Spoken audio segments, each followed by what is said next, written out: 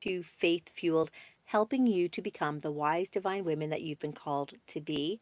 Today I have Lisa Clements, financial guru, and she really helps women understand sort of finances from being this chaos to having sanity to it. And so we were sort of deliberating behind the scenes of where Lisa wants to speak about. And I think you're in for a really good understanding of finances during this season of our lives. Welcome to the show, Lisa. Thanks so much, Dana. I'm happy to be here. Excellent. So you've spent the summer in Michigan. Now you're back home in Kansas, and now this season of fall. What are you up to? Oh, gosh. Fall, I love fall, first of all, because I love the temperatures. I'm not much of a hot temperature girl myself. Um, but I love this because I start preparing my clients for the end of the year and we start thinking about things like taxes and retirement contributions and checking in with everybody and just seeing how they're feeling. I think the fall is really expensive for a lot of women because kids are going back to school and you've got the list that's 8 miles long of things you need to buy, the clothes, getting the sports, enrolled in the sports and the everything. And then for single women or women with no children, I think it's that ongoing, like, okay, everyone's going back to school. It feels like there's this demarcation point in the year, and I need to be deliberate about how I want to spend my fall and winter. Yeah, yeah, exactly, exactly. And as we were talking, like we here in this realm talk a lot about longevity and health. And I Yeah. really wanted to sort of work into that or have you speak into that aspect of longevity and finances because you're going to need that, right? And it is chaotic Yeah. for women. So how do we even start? Where do we go? First, no, first, how did you even get in Well, this business? yeah. I wasn't a born financial advisor. I actually worked in the corporate world for 24 years. I worked for big companies like Accenture and Facebook, Meta. And that's how I personally took care of myself financially. I'm single, I've never been married, I'm 52 years old. And I always felt an intense amount of pressure to provide for myself and make sure I'm taken care of. And oh my God, if I don't do it, nobody else is going to do it. And I was fortunate. I always took the assignments nobody else wanted. Went and lived in India for a year, lived in the Philippines for a year and a half, and worked in Eastern Europe quite a bit. And those experiences were fantastic, and they were very helpful in building my own income and building my own savings and my own retirement accounts. And so I reached a point where I knew I could take some time off, and I'd been in the same career for that many years and was thinking, am I doing this for the next 25 years? Like, is this it? Is it, am I, and so it didn't set right. Mhm. And a lot of time in prayer. And I'm constantly trying to seek God's will and where He wants to be using me.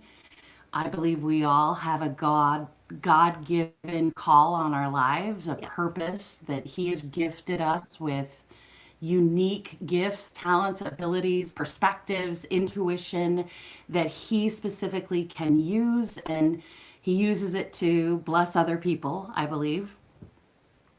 And so I was having that conversation with him, like, okay, God, I think you're calling me to something else, but how can I help people? And it was really in a lot of conversations with my girlfriends where they just hated talking about money. They didn't want to think about it. The money just went into the account. They didn't think about, am I going to have enough to retire? Like they just wanted to put off they knew they needed to talk about it, but it just wasn't the most important thing for them. Right. And And I was like, no, no, this has to be important. Like we have to talk. What are you doing for retirement savings? What are you doing for savings? Are you tithing 10% on what you're making? And it was in those conversations they were like, Lisa, you like talking about? And I'm like, yes. Oh my gosh, I'm passionate about this. And it was really kind of a crowdsourced recommendation. Like you should go into this. And so that's what I've been doing since 2022. So I'm in 4 years now, and have been just acquiring certifications and working to grow my client base and really help more women feel peace and confidence about their finances. Like, oh, okay, it's not that hard after all. And I can get this, and oh, I can have a plan, and I can rest at night knowing I'm not going to run out of money at 82 years old. Right, right. So, And I think that's the yeah. thing. It's interesting, even through the generational aspect of things, women that are now, 70, 80, 90, never had that sort of thought or care, or they do care, but never had that thought of how important finances were because the husbands took care of everything. Then our Yeah. generation, that sort of uh, 40, 50, 60, now understand the importance of it. Now it's this sort of putting our ducks in a row and catching up with things. But when I was 20, I never even thought of it. Like, oh, I'm just gonna, yeah, sure, Yeah. it'll be fine. Now, had I put all those tips away, I would be elsewhere in this world. So it's this Mhm. look at how the generations now, the younger ones, I get it more so. I think a lot of them more so do, and so it is this really important movement in understanding what we do next or what we need to Yeah. plan for. Yeah. And the interesting thing to me is that the financial industry uses a completely different language than our everyday lives use. When you're talking about stocks and bonds and trading options, and do you invest in a 401k or a 403b or an IRA or an annuity? Like most people are like, I think they're all the same thing. And and I go, yeah, I could totally understand why you think that. Like the language is difficult to understand. Yeah. So my going in position is, it's not that we're not smart enough to do it. It's not that, oh, it's so hard. It's just acknowledging it is a different language. Hmm. And so it's really helpful to have a guide, or what I love about podcasts and YouTube videos is that it allows more women to hear the language and go, oh, okay, I've heard that reference before. Yeah, yeah, yeah. All right, I get that.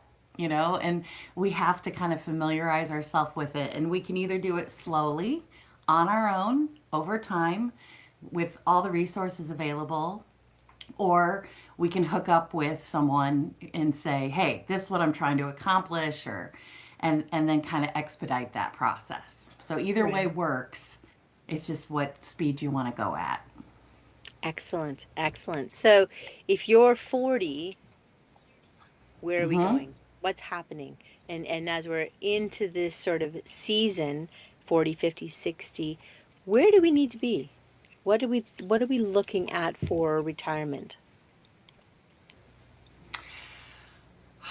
Well, from a income standpoint, your 40s and 50s are going to be your highest earning years. And so I would say I want to give a note to anyone listening who might be a little younger, to say that while you're in your 20s and 30s, that's the time to be contributing to your Roth accounts. And these are accounts that you put money in after taxes, and they are never taxed again when the money comes out later. When you're in your 40s and 50s, it might make sense for you to be saving for retirement in Roth accounts. Or if you're in your highest earning years, you might want to do pre tax contributions to an IRA or to your 401k or 403b. There are lots of different types of retirement plans. Little numbers just correspond to the IRS code. That's the only thing difference between a 401k and a 403b and a 457 and a blah blah blah. And so you want to make sure that you're maximizing your ability to contribute to those types of accounts for the future. I think that's the technical component, but what I love even more than that is to have conversations with women about purpose and what kind of a life you envision for yourself. Interesting. So I've had to really think hard about when I moved back from California to Kansas City and I bought a house. I bought a house in a neighborhood with larger lots, so I don't have neighbors really close by. And that in itself was a big decision, although I didn't know it at the time, right? If I was in an apartment complex or bought a condo in a community, there'd be more chance for interaction with my neighbors, or there'd be a community pool that I'd be going to. Mm-hmm. As it is, I love my home, but I don't have interaction with my neighbors. If I'm going to hang out with people, I have to hop in the car and drive 20 minutes and I have to make the plans myself. So like what I'm alluding to is being deliberate about the decisions you're making about things like where you live. If you're in a big city or a small town, are you in a condo community or in a house by yourself? We know all the retirement reading says repeatedly like how important social network and community is for us as we grow and age. Mm-hmm. Mm-hmm. And so I've done a lot of thinking about for myself like, wow, this was an interesting decision, Lisa. You bought the house out in the country because you wanted space. You were coming from California where everything is right on top of each other because Yeah. land is so expensive. And at the time, that felt completely right to me. But now it's been 10 years. And now I'm going, oh, okay, so let's fast forward. In 10 years, I'll be 62. Am I going to end up home alone all the time by myself? Or am I going to host Bible studies or am I going to Mm-hmm. host neighborhood gatherings? Okay, that means I'm going to have to play the role of active organizer. Right. And Right. so I think And then there are a everyone, it's lot. not so much walking over, it's everyone has to drive, Yeah, right? It's a bigger thing. And so I get looking at even where we live is a really deeper understanding for, families or for women moving forward. I would have never thought of that. Yeah. yeah. So I think it's decisions like that, decisions like um, getting familiar with your budget, knowing how much you actually spend every month and being honest about that. I like to think that I could live on, $6,000 a month, but really with my credit card, I actually am spending, more than that. Okay, Lisa, let's get honest about that. Hmm. If you're putting into the retirement plan that you're going to live on, so it's kind of taking the what do they call that? Dialing it in, to better get a handle on, okay, these are my spending habits. Interesting. And then I guess the biggest advice and I could give to women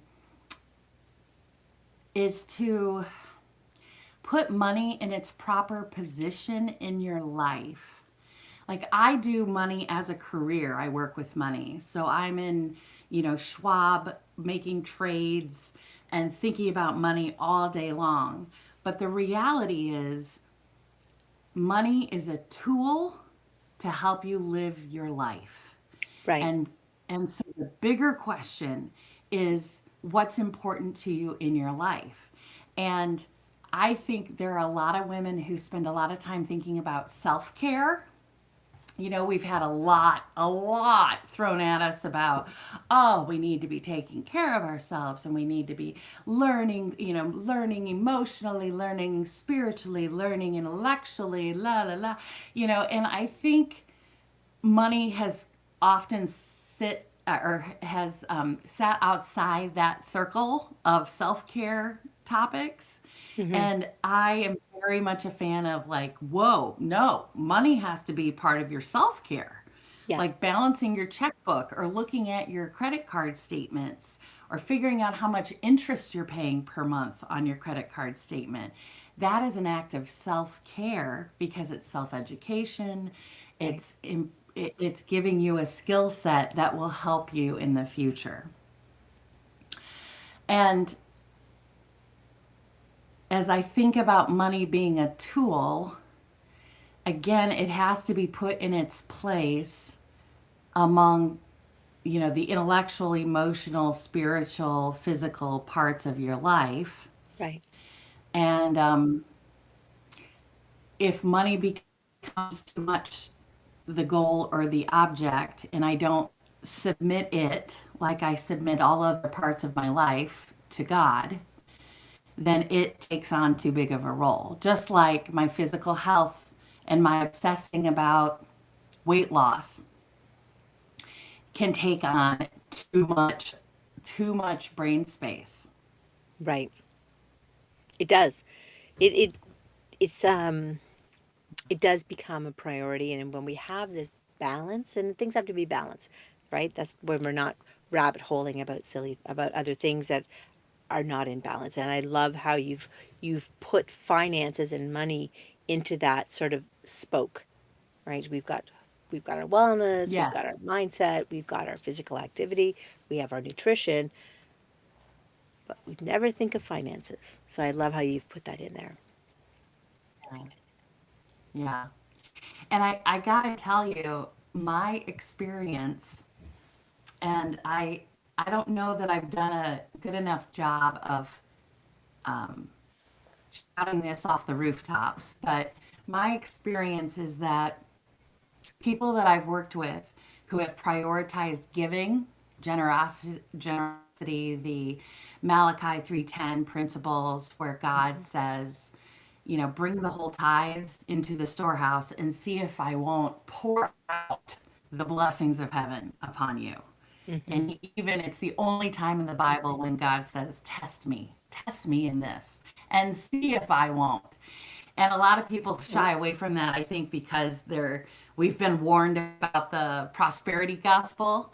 Like, Hmm. oh, if I give, God will give me more. And it's not about that. It's about acknowledging God in your finances just like you acknowledge Him in all the other parts of your life. When you acknowledge Him and thank Him for your family and for your job and for your body and for your, like, if you honor God, my experience is when I see people who tithe consistently, I'm amazed at how they always have enough and Yes. how their savings accounts build up and and I'm like, oh my gosh, that is true. Like, that really is true. And so people say, "Oh, so Lisa, you're telling me I'll be a millionaire?" And I'm like, "No, no, I'm not promising you to be a millionaire. I am promising you that there is a biblical principle about generosity that will play out in your life. I guarantee it because the Bible says so." Hmm. And I can't promise you it's going to be in dollars. It might be generosity in somebody coming, a neighbor helping you with something at your house, or it might be generosity. It might be Right. provision in a non-dollar way, but I guarantee you there is a return on investment there. It's so true. And It's I so wish true. more And people, yeah, I was it's just a going to say, I wish more people heard the stories. yes, yes, exactly. It is always amazing, right? When you do see the generous people, or when you are tithing, how it all ends up working out. Right? Yeah. Yeah, it is a mystery. It is like, there. The toughest part for me about being a Christian or believing in the triune God is the fact that our source code, the Bible, is so stinking mysterious. Like Yeah. it's so I cannot explain it. Like I'm a horrible evangelist because I go, I know it sounds crazy. Like like we can't explain God creating the world in 7 days. We can't explain the dry bones dancing. We can't explain water into wine or blind seeing or the lame walking or people being healed, or tithing 10% and the abundance of God's blessings coming. Like these are just mysterious promises that the Bible lays out for us that it's why it's faith is such a challenge.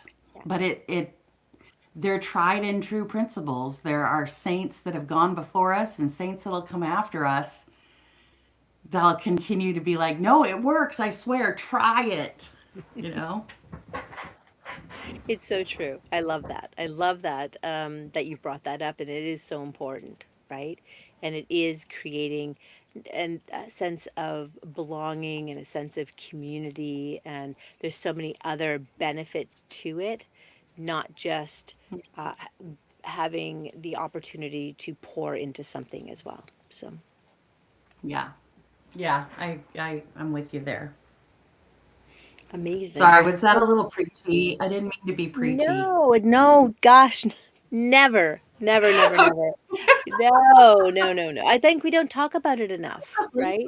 I think it is I think it's one of those Okay. things that are is really important, and it doesn't get talked about enough from someone who's not the preacher, right? Someone who's not Yeah. the Oh, yeah. minister up front. So, yeah.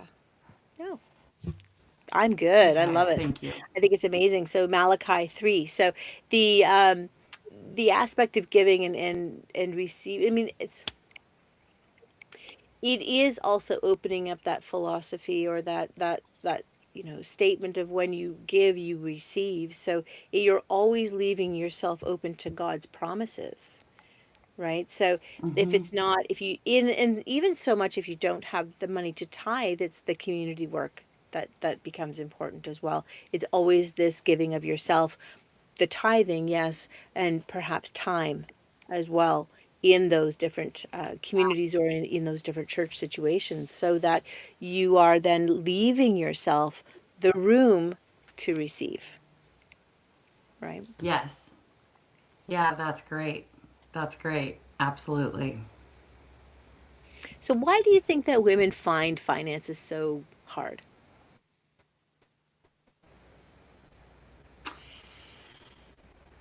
I think because it's not talked about, we're not, at least, I hate to speak in generalizations, but in a generalization, I don't think a lot of families talk about money.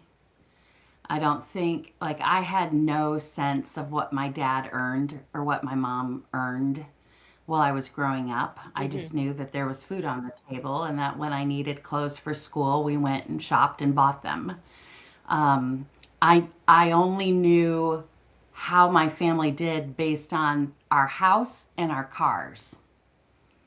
Like other than that, so if my dad, I remember in high school, my dad bought a Jaguar, and I was like, oh, like we must be rich, but I had no idea. Like I don't know if he got it used and Hmm. paid $15,000 for it, or if he like I don't know.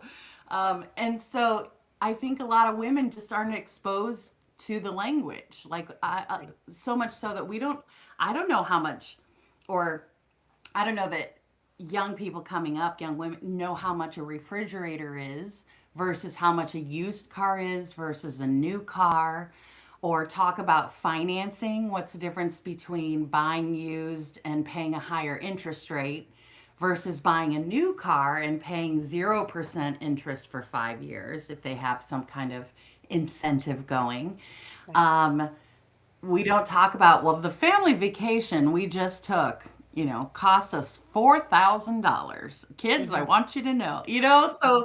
So it's this kind of invisible thing in the background. Um, I think clearly it's starting to be taught in schools now, but it hasn't been Right. historically. Personal finance, even in college. Um, and I think I have a lot of friends who went right from college into marriages, Hmm. and their husband manages the money. And so they go, well, he gives me what, tells me how much I have to go do the grocery shopping and shop for the kids. And I know he's taking care of everything else. And that is a very understandable approach because life is demanding and Yes. we can't have husbands and wives, or partners doubling up on the same duties or you'd never get through life, right? You'd never have that benefit of scale, right? Like you handle finances, I'll handle the kids or whatever the case is. But the Right. problem with that is there is potential for mishandling of money. And money is an area where I think both spouses should be involved.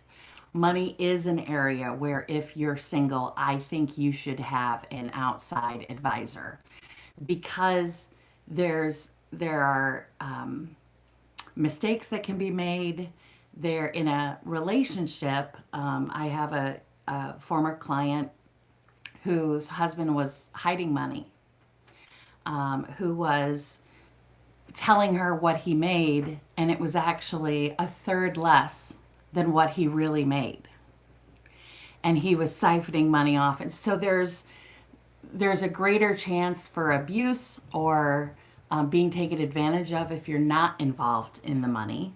Right. And frankly, there's a statistic that says that 70% of men die married Hmm. and 70% of women die single. So that means that there is a very high likelihood as a woman, even if we're married, that we're going to end up handling our finances on our own at Yeah. some point. Yeah. Yeah. So it's one area of life where I say, okay, you want to abdicate car maintenance? Fine. That's fine. Like, I'm not, but okay, you want to abdicate the lawn care or the landscaping or changing the batteries and the fire alarms. Fine. Oh, delegate, delegate. Let your partner handle that. But Yep. when it comes to money, girl, I'd say get all in there. Get all up in there. Know where the Exactly. accounts are. Yep. Yeah. And I think the one thing I've noticed from uh, my parents or my friends of my parents and things like that is some women, they never had their names on anything, and so Yeah. it becomes, Yeah. back then I don't think it was always assumed and it was always taken care of and all those types of things, but that's not the case so much anymore, and that it's hard as a widow or a widower, that when things are not set up well and there's not a communication and there's not an understanding, it is very, very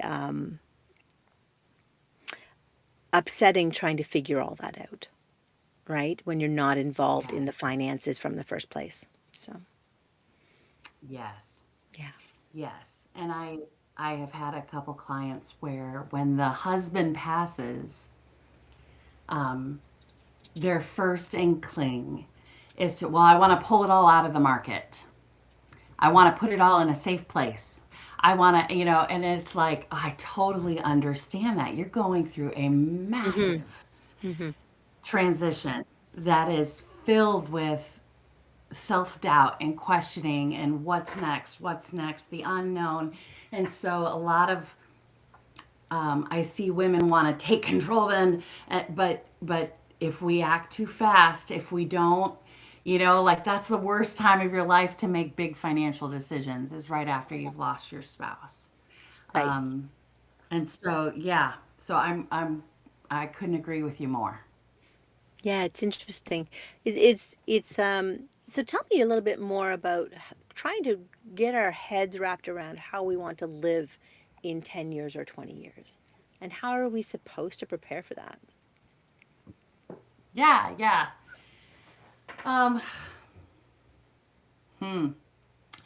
the best way I've done it is through books. Like I've read, there's a book called Die with Zero, which I love, which is this concept of, we spend our whole lives amassing a little sum of money, and then we spend the rest of our life scared to death that we're going to run out of money. Mm-hmm. And the goal, I think the first thing to understand is your spending habits, how much you like to spend, how much you want to spend. And then I think we need to get real about what's realistic for you to save between now and when you stop working, or when do you want work to be optional for you. Mm-hmm. Mm-hmm. It's very possible. I'm working with a client right now who is married with a couple kids, and they love to retire early and live spend half their time in another country and half their time here in the US, and then be able to travel. And okay, I'm running the numbers. Like, we've got to do different scenarios. And what does that mean? Can you actually do that at 58, or do you have to wait till 62? And there are a lot of different levers you can pull, but we have to think through the options, because the reality is, if you really do want to do that at 58, we're going to have to up your saving percentage for the You're going to next need a four little years. bit of stuffing in the socks. Yes, that's for sure. Exactly, Yeah. exactly. And then And not even, it's not, it's it's huge. Yeah, sorry. Yeah. And it's not to say you can't do it. Anything is possible. Like, Mm-hmm. I am a abundance. We can make anything work. It's just, what are you willing to do? And um so getting real about what kind of well, I should say, getting real about the age that you want to have a work optional life. I think my personal opinion about retirement is that I don't think people should stop working and then never work again. Like, I think as long as we're on this earth, there is a purpose for us. And maybe we're only, volunteering. Okay, you've got volunteer time, or you're starting a coaching business or a consulting business, or you're a greeter at Walmart 10 hours a week, or you know what I mean? Like, there are lots of things you can do to still be useful and contribute to the world. And the research shows that people live longer who feel like they have a purpose, a call, a reason to get up in the morning. So when I say retire, I don't even think of retirement as, all right, on Maui drinking Mai Tais all day. Like, I think that would be great for the first 6 months, and then I think you'd want to put a pencil in your eye. Yeah. So so Yeah. I think it's understanding your budget, understanding when you want work to be optional. Um, for me personally, I'll just give a personal anecdote. When I left the corporate world, I had enough money to take some time, but I didn't have enough money to have work be optional for the rest of my life. Right. So I knew I needed to do something. I either needed to go back to corporate, or I needed to do, something independent, be an executive coach, teach piano lessons. Like, I don't know, I didn't know at the time what I was going to do, but I needed to do something. Personally, I have a very, like, champagne taste. What do they call that? Champagne taste beer budget, Yeah. or something like that. That's Like, I had to exactly get what that. real Yeah.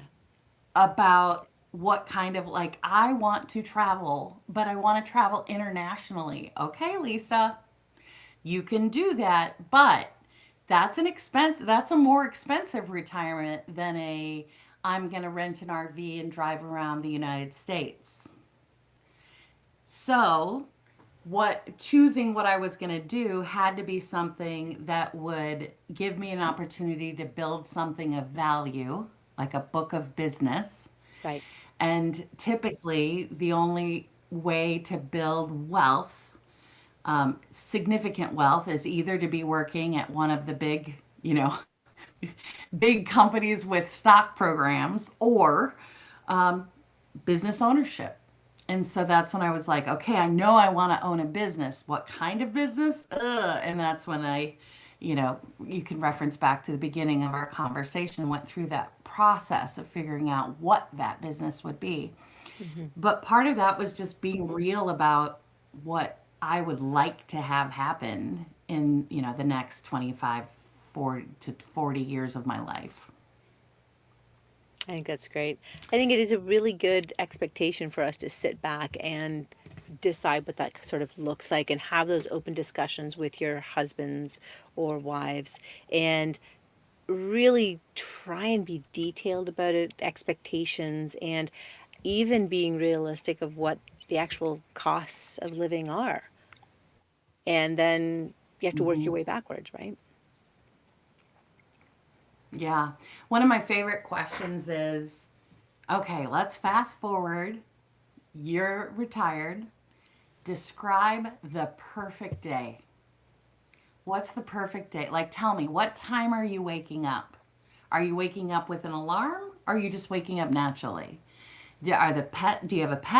Do you have someone in bed with you? Do you Mhm. like lay it out for me? What coffee? Are you drinking Folgers or Lavazza? Are you, paint it for me. Are you reading the Wall Street Journal? Are you reading, Love's Final Crest? Are you reading, talk me through the day. Are you heading to the church to quilt? Or are you going downtown to work at a food bank? Or are you showing up to your counseling office in a strip mall somewhere? Are you get really specific with me about the day? How much time are you spending with your spouse? Or how much time are you spending alone or with friends? When you go out with your girlfriends, are you at a happy hour, tapas and sangria, or are you at a coffee shop at Starbucks at 2 in the afternoon? Are you, which is all of those are fabulous. There's no, one's better than the other. It's what would be perfect for you? Hmm. And then you can back into, so I had a couple I was working with. I asked that question, and it was a great conversation starter because his view was very different than hers. And they were kind of like, oh, dang, we need to talk about this a little more. Like, you're envisioning us in Palm Beach, Florida, and I was envisioning us, traveling in an RV across the US. Like, okay, well, can we do both? Do we do one before the other? Hmm. Okay, how much does each cost? So it's a great way to kind of back into some getting a semblance of what that retired lifestyle might look like, if you're going to have supplementary income or not. Um, yeah. And then one thing that I have read consistently over and over again that I'll share is just that they have studied retirees time and time again, and the constant contributor to happiness and peace in retirement is knowing that there is going to be a paycheck, a retirement paycheck coming in. Right, right.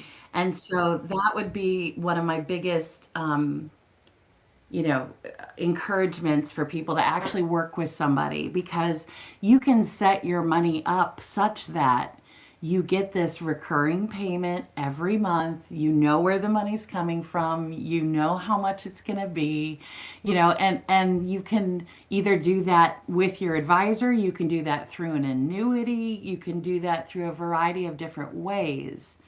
But the whole idea is take the stress of the money off the table. And that, Hmm. setting that up leads to a happier retirement. Excellent. And that's what we want. We just want to live well. We want happiness in our future. and we want to have some peace about it, right?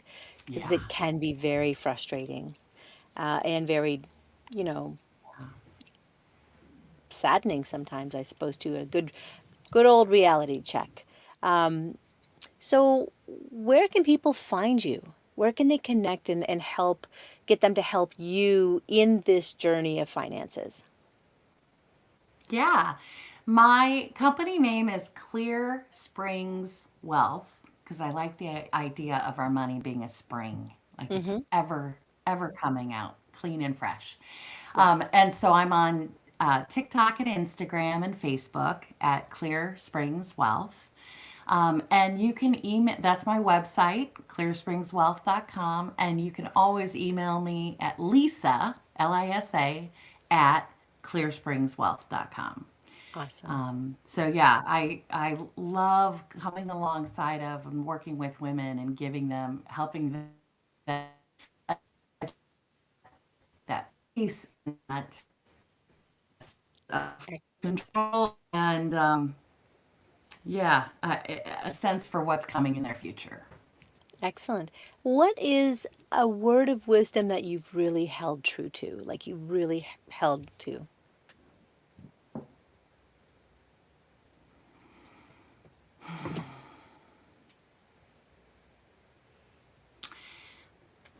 Does it have to be like a single word, or could it be a No, well, phrase? phrase. Okay, okay. Um, okay, two phrases. Sorry, I can't. I'm horrible in obedience here. Um, one is submit it to the Lord. Submit it before God. If it's Mm-hmm. something that's stressing you out, you got to get it right and positioned under God's oversight. Mm-hmm. So that's the first thing. Number two is try it. I personally get stuck in the analysis mode because I like problem solving and I like, ooh, let's think about it. Let's think about it. Let me talk about it with 8 people. Lisa, stop thinking. Like a little thinking is good, don't get me wrong, but try it. And if 2 months in it doesn't work, fine, scratch it, go to something else. But at least you'll know that you tried it. You know, you think you want to teach piano lessons? Try it. Get one student. See if you enjoy it. You think in retirement you might want to quilt with the ladies? Try, like Yeah. instead of getting stuck in the mental structure and planning it all out, we got to take action and just get out there and try stuff. Exactly. Exactly. It's so important. Those are really two great words of wisdom, and I thank you so much for sharing it, Lisa. I thank you so much for being part of the show today, and I just pray for great abundance and prosperity for you in the sense of the amount that of detail that you work with women and men and couples and families and the care that I feel that you have for each of them is just immense. Immense. Oh, thank you. Thank you. Thank you. Thank I'm you. glad. I hope my heart uh, showed showed through. Yeah. Absolutely. So thank you. Absolutely. Well, I thank you so much for being part of the show, Lisa. And any final words?